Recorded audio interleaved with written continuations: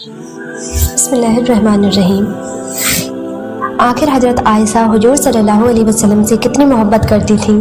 حضرت ام المومنین عائشہ رضی اللہ تعالی عنہ فرماتی ہیں کہ جس بستر پر حضور سوتے تھے وہ رنگی ہوئی کھال کا تھا اور اس کے اندر کھجور کے چھلکے بھرے ہوئے تھے، یعنی پہلے نبی کریم صلی اللہ علیہ وسلم اور حضرت عائشہ رضی اللہ تعالی عنہ کے پاس ایک ہی بستر تھا۔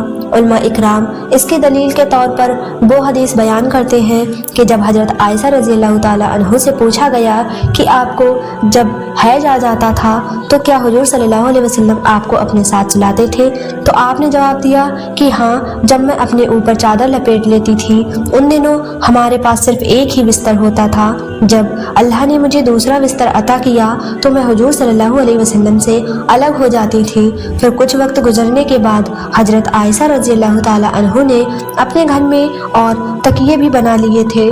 اس کی تفصیل میں آپ بیان کرتی ہیں کہ میرے گھر تصویروں والا ایک کپڑا تھا، میں نے اسے اپنے گھر کے اندر ایک کونے میں لٹکایا ہوا تھا، حضور اس کی طرف منہ کر کے نماز پڑھتے تھے۔ پھر ایک روز آپ نے فرمایا کہ اے عائشہ، اسے میرے آگے سے ہٹا دو، بس میں نے اسے اتار دیا اور اس کا تکیے بنا لیا۔ دوستو، حضرت ام المومنین عائشہ رضی اللہ تعالی عنہ نے حضور صلی اللہ علیہ وسلم کے ساتھ تقریباً 8 سال 5 مہینے گزارے۔ ان تمام سالوں میں حضرت عائشہ کی حضور صلی اللہ علیہ وسلم سے محبت بے مثال تھی، یہاں تک کہ خود حضور صلی اللہ علیہ وسلم بھی آپ سے بے حد محبت کرتے تھے۔ آپ کا حجرہ مبارک مسجد نبوی کی پورب کی طرف تھا اور اس کا دروازہ مسجد نبوی میں ہی کھلتا تھا۔ اس طرح مسجد نبوی ان کے گھر کا صحن بن گئی تھی۔ کمرے کی چوڑائی 6 یا 7 فٹ تھی، جس کی دیواریں پتھروں سے بنائی گئی تھیں اور اس کی چھت کھجور کی ٹہنیوں سے بنی ہوئی تھی۔ چھت اتنی چھوٹی تھی کہ جو بھی کھڑا ہوتا اس کا سر چھت کو چھو لیتا۔ بارش سے بچاؤ کے لیے بالوں سے بنے کچے مسالے سے اسے ڈھانپ دیا گیا تھا۔ مسجد کے دروازوں کا ایک ہی طاق تھا جو ساگوان کی لکڑی کا بنا ہوا تھا۔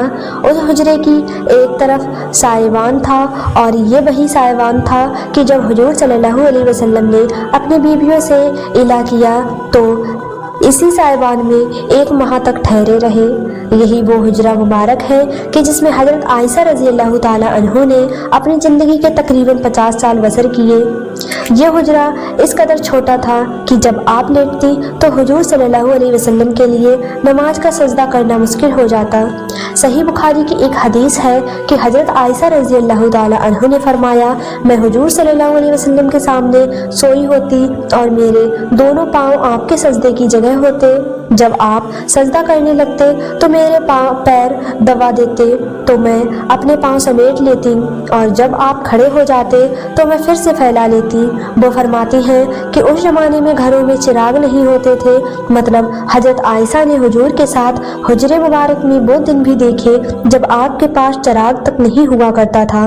اسی بارے میں ایک روایت امام احمد رحمۃ اللہ نے نقل کی ہے کہ ایک رات حضرت ابو بکر صدیق رضی اللہ تعالی عنہ نے حضور صلی اللہ علیہ وسلم کے پاس بکری کا کچھ گوشت بھیجا۔ حضرت عائشہ رضی اللہ تعالیٰ عنہ نے اسے پکڑا اور رسول اللہ نے اسے کاٹا۔ آپ فرماتی ہیں کہ یہ کام چراغ کے بغیر ہوا۔ پوچھا گیا کہ اے ام المومنین، چراغ کے بغیر کیسے ممکن ہوا؟ تو آپ نے کہا کہ اگر اس وقت چراغ کے لیے تیل ہوتا تو ہم اسے کھانے میں استعمال کرتے تھے، مطلب آپ کے پاس چراغ اگر ہوتا بھی تو اس کو جلانے کے لیے تیل موجود نہ ہوتا۔ دوستو، ان تمام گھریلو مشکلات کے باوجود حضرت عائشہ حضور صلی اللہ علیہ وسلم کی بے حد خدمت کرتی اور آپ کی تمام ضرورتوں کا مکمل خیال رکھتی، یہاں تک کہ آپ کے بالوں میں کنگھی کرتی اور قربانی کے جانوروں کے پٹے بناتی۔ حضرت عائشہ خود تکلیف برداشت کر لیتی لیکن حضور صلی اللہ علیہ وسلم کے آرام کا پورا خیال رکھتی۔ اس کی سب سے اچھی مثال خیبر سے واپسی کے دوران اس رات کی ہے کہ جب حضرت عائشہ رضی اللہ تعالی عنہ کا ہار کھو گیا تھا۔ لشکر والے ان کا ہار تلاش کرنے کی وجہ سے وقت پر نہ نکل سکے اور حضور آپ کی ران پر سر مبارک رکھ کر سو گئے۔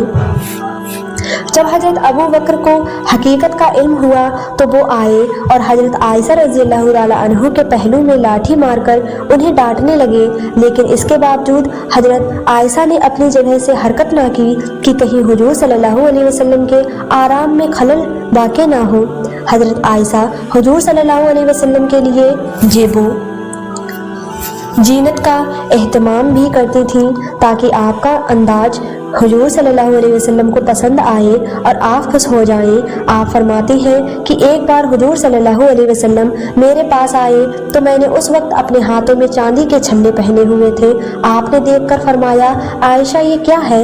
मैंने अर्ज किया, मैंने इन्हें इसलिए पहना है ताकि आपको अच्छे लगे। हजरत आयशा रज़ियल्लाहु ताला अन्हा ने न सिर्फ खुद हुजूर के लिए ज़ेब व ज़ीनत इख्तियार करती बल्कि औरतों को भी इसकी नसीहत करती कि ए औरतों, अगर तुम शौहर वाली हो तो अपनी आंखें खूब साफ रखो और इन्हें जितना भी खूबसूरत बना सकती हो बनाओ। हजरत आयशा ने हुजूर सल्लल्लाहु अलैहि वसल्लम के पास रहने को बहुत पसंद करती थीं और अपनी बारी के दिन किसी और पर हरगिज ईसार ना करती। एक रिवायत में है कि हजरत आयशा रज़ियल्लाहु ताला अन्हा बयान करती हैं कि हम में से जिस बीवी के पास हुजूर सल्लल्लाहु अलैहि वसल्लम की बारी होती तो आप उससे इजाज़त लेते, यहाँ तक कि फिर कुरान मुकद्दस की ये आयतें करीमा नाजिल हुई और अल्लाह ताला ने इरशाद फरमाया, इनमें से जिसे आप चाहे पीछे रख कर दें और जिसे चाहे अपने पास जगह दे दें। मैंने हजरत आयशा रज़ियल्लाहु ताला अन्हा से पूछा कि इस आयत मुकद्दस के बाद आप क्या कहती थीं?